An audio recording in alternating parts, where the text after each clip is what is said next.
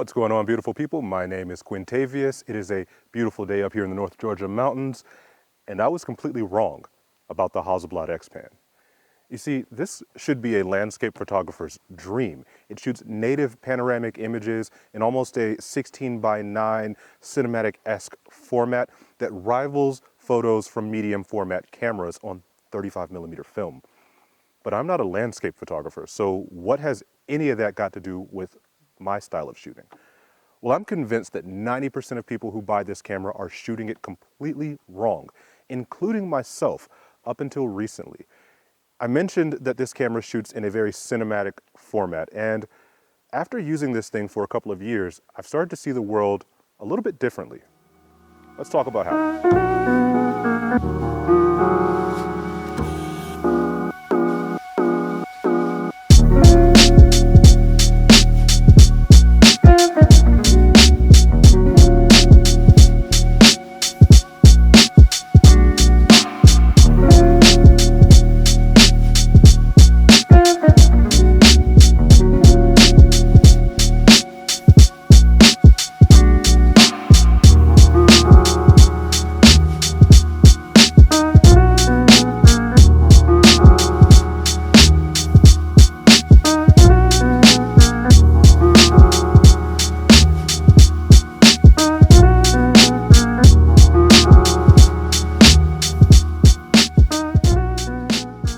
Right, we are back in the lab, and I've got my Hasselblad XPan with me. Now, I know a lot of you are thinking, Q, you've already made this video, why are we talking about the XPan again? And the truth is, I absolutely love this camera, and it has been so important to me. It has been integral to the changes that I've made in my life over the past few years. And I want to talk about those changes and how we got here before we actually start talking about the technical aspects and what I'm actually doing with this camera. You see, I mentioned in my last video that I decided to cold turkey quit drinking and smoking at the same time, and it sucked. And one of the big reasons it sucked is because about a week after I made those changes, my father called me and let me know that he had a tumor that he needed to have removed from his brain. They went in through his nose and they removed the tumor, and he was fine after the fact. He's recovered. He's way too stubborn to let something like that get him. But during that time period, it was really rough for me because while he was in surgery, while he was in the hospital, my mother, who has at the time just been diagnosed with Alzheimer's and dementia, moved in with us. And I watched both of my parents go through this change, this declining health, and it really affected me. One, because I had just made the decision to quit drinking and smoking. And let me tell you, the type of stress that comes with raising parents, if you will, that generation that came before us, they get really stubborn. They get kind of moody and grumpy in their old age, and it can be really difficult to get them to take care of themselves, let alone allow you to assist in taking care of them. But I digress. One of the other big factors in why I made those changes was a lot of what was going on with my parents was completely preventable. They were going through, and still are going through, a lot of health things that, because of the decisions they've made throughout their lives, have begun to affect them in old age. And it really made me sit and reflect on the decisions that I was making, the choices I was making for my mental and physical health, for my family, for the friends and company I keep and places I went. I really started to think about what that meant for the person I was becoming or the legacy I was leaving. I decided at that point to really dig in and start documenting families, homes, because I'm adopted. My parents, while not my biological parents, are the only parents I've ever known. And to watch them get sick and watch their health decline, it really did something in here.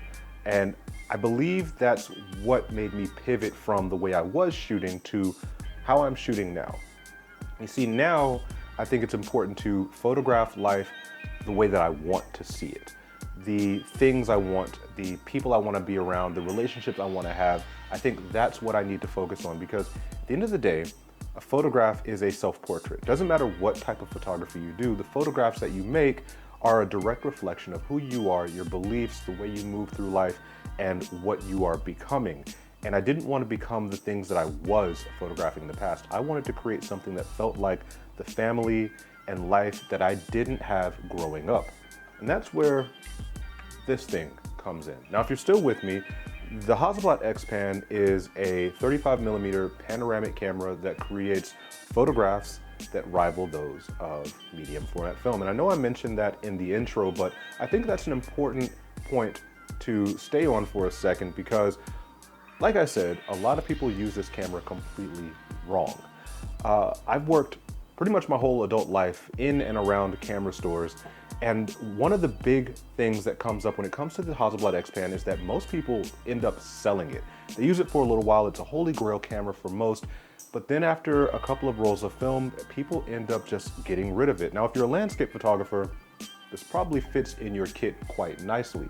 But if you're not, you're probably struggling with where this fits in your kit and how to properly use it. And one of the big reasons I think a lot of people struggle with a camera as niche and specialized as this is because of the lack of intention a lot of people have when shooting.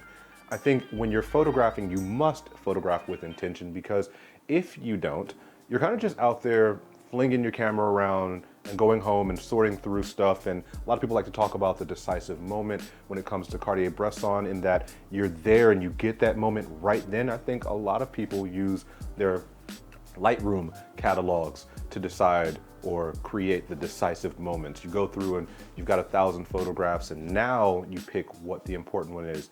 I think photographing with intention is how you end up making that important photograph in that moment. And I think it was really important for me to make that pivot and come to that realization, especially as I watched my parents decline in health, because I grew up not knowing what intimacy looked like. I never saw my parents hug or kiss. I never heard them say I love you to each other.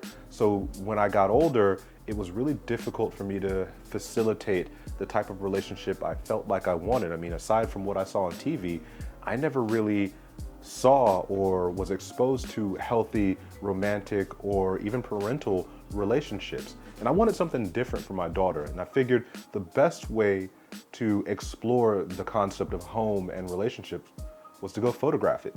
And I really wanted to use a camera like this because I wanted what I created to feel like some of my favorite movies. I wanted to create an immersive world where people were living in these spaces with the people that I photographed. And I'm working on the title. It's been called Living Rooms for the past few months as I've shopped it around to various different galleries. And give me one second. I want to show you guys something before we go any further. This is another reason why I love the Hasselblad XPan. You get to do stuff like this. And like I mentioned, I've been shopping this around to various different galleries.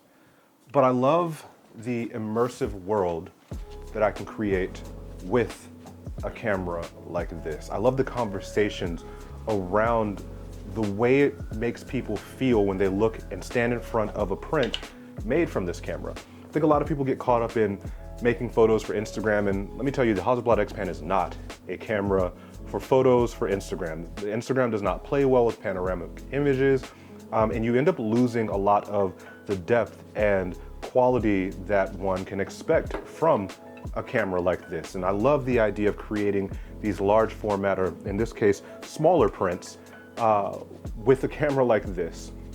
But I think another thing that a lot of people miss when it comes to the XPan is its ability to actually shoot in native 24:36 formats. And, you know, forgive the sacrilege in mentioning that you can indeed photograph in a standard format with a specialized camera like that, but the lenses on the Hasselblad XPan actually rival, if not beat, the lenses on my Leica M cameras. I think these things are fantastic portrait lenses if you allow them to be. They are great for standard street photography if you allow them to be. This could be the one camera solution for a lot of people if you learn to shoot with intention. Now, once you've made your photographs and before you get to the point of making giant prints like this, let me set this guy down, you've got to get your images onto a computer, especially if you're not printing in a darkroom. One of the ways that I do that is this guy right here. This is my Nikon Coolscan 8000, and it is the best scanner I've ever used. I ended up trading my Fujifilm Class W for this guy right here, and I do not regret it, not one bit. Even though I loved that camera, I've gotten so much use out of this scanner. And you get these plates that come with it. They do have glass, and I'll get some close-ups of this, but they do have glass. And they press down your negatives, and you have to use these little masks to scan them. They are perfectly fitted for XPan negatives. Now, I know a lot of people struggle with finding solutions for scanning their films, and DSLR scanning has become all the rage recently, but I find that scanning with a dedicated film scanner, particularly one of the caliber of this guy right here, is far superior than any other method. One of the reasons is I can print at absurd sizes. I have sent my printers files that are a gig and above, and you can read the text on books across the room in photographs scanned with this guy, and I love it because I'm printing really large. And I think that's the point of cameras like this. You got to think, this was made in an era where people weren't sharing things online. This was made to make prints, especially when you have negatives the size that this thing produces. I think it's so important to print your work. Now, I know I've gone on a few different tangents here, and I'm supposed to be talking about the Hasselblad XPan, but you guys know I don't really care about the gear. This, to me, is just a tool. It is a method for the madness, if you will, and I really enjoy this method of shooting, this creating of a cinematic world. I love the idea of being inspired by various directors to tell stories the way that they tell them. I'm particularly enjoying the show Severance right now. Severance, from just a cinematic standpoint, if you watch that show and just sit with some of those scenes for a while, it is magnificent. And it has informed a lot of the way that I have been photographing, that along with films like Eternal Sunshine of the Spotless Mind or Midsommar, or even some of my favorite films like Alien. I really enjoy using those films as resources to kind of inform the stories that I'm going to tell, and I think it's important that we do tell our stories, that we spend time with the photographs that we're making, because photographing with intention takes practice. It's not something that a lot of people just wake up and understand how to do. I think that as we grow as photographers, we grow with the tools that are available to us, and we learn how to navigate this world both psychologically and physically through the art we create. I am not a gear person, but I absolutely do think that the gear you use should match your mission. And for me, right now, the Hasselblad XPan absolutely matches my mission.